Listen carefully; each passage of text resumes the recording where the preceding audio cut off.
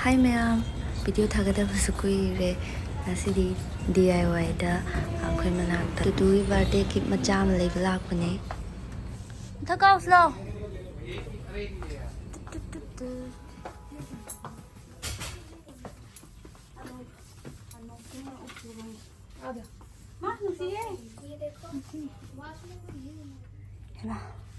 Nusi. My headband sing say fazadra.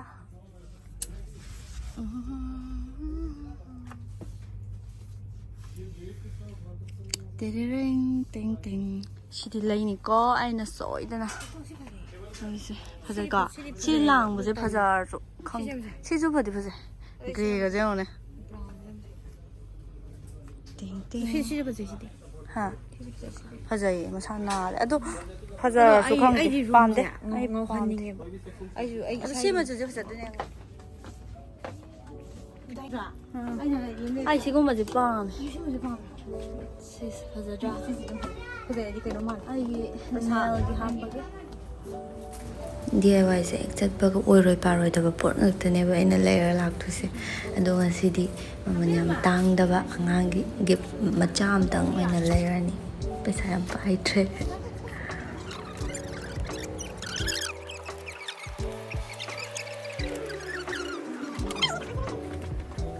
Mai si white pink to lo Barbie man.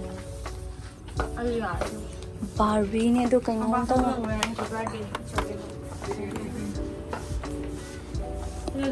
Pink.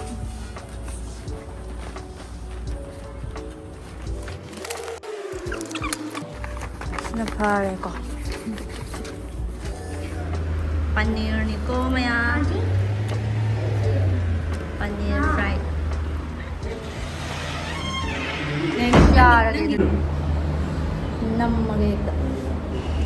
Moi si cafe macha se kaino ne Bhutan gi ne ba ko ado moi chutney nungi lo hawe base ne ba kun chai se ado yam thi hawe moi taste se Best or fruit? How eh? It's good. Put it down. Yeah.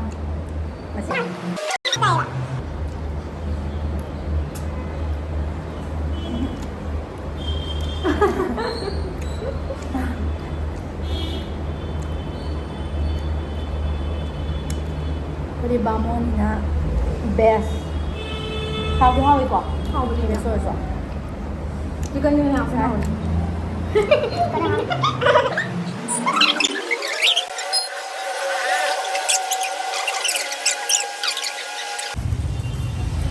Mini so jang dira. mini so jang bai ai Ai chi na ma kan ai. Ai hai tao. kai so kai kani no ha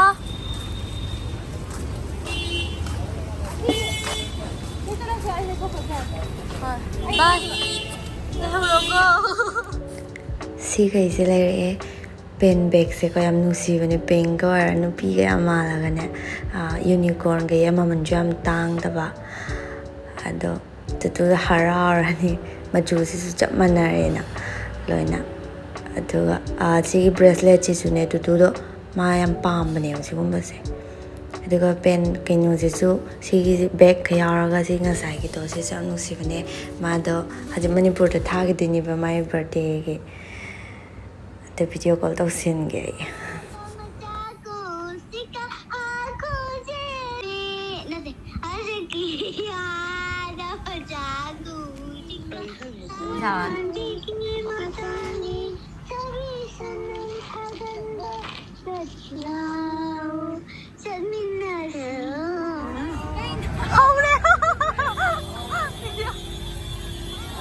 Mela yang ba mu chatlure mayam video se loi ba fo yang bio sum memory oina ba matik namak da hapchani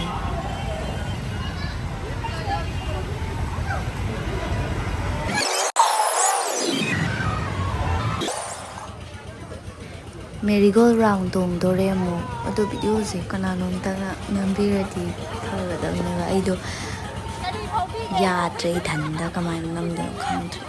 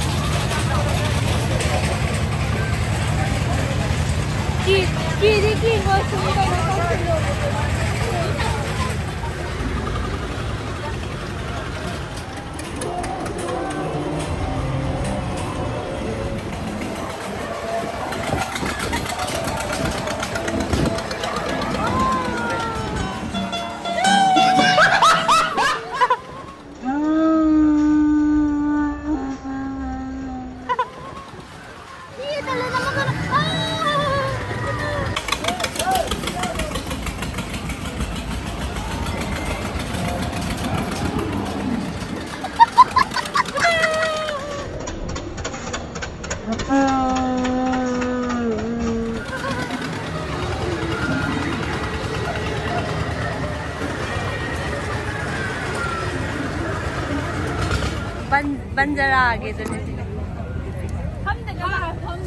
ꯑꯧ ꯃꯔꯤ ꯂꯧꯊꯣꯛꯄ ꯃꯥꯜꯂꯦ ꯃꯣꯏꯁꯦ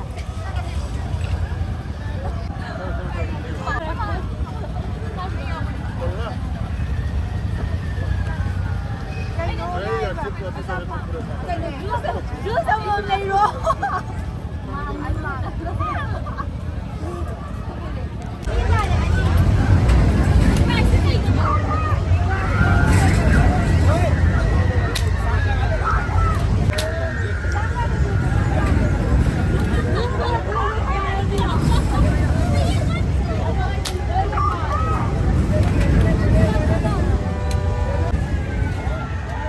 Đâu Male. Sốt rồi.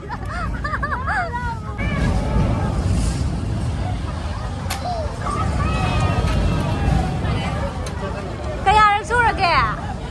Nasade kon he hen lauri mafam dune amuk changdore.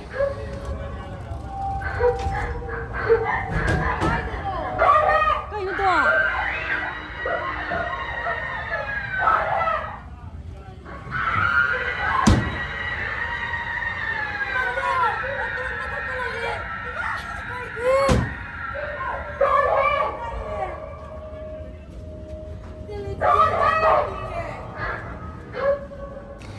Loire ngasi kumhai mela hale pungsu yam thengdokre moi bhoot ki do horror gi kaino mafamda changraga kidana adum video number kaare loi launa bada aikhoi ek changba moi mayang macha khara dress selaga bhoot ki dress selaga lawo khongbo dore kinna chosora thingara mam bhoot ka aru chen thora ine ado sigi kino se lera ine khoi mela mafamdagi atai di pot yam tange ba moi mayangi nga to en tawraga ko pot to tange laiwe aba yaw theba ado sisiti phajadra uga mala ganda kucham dawre ka so hauji kidone phajare ko do me am like subscribe to biramo next video da mu thengnarase bye guys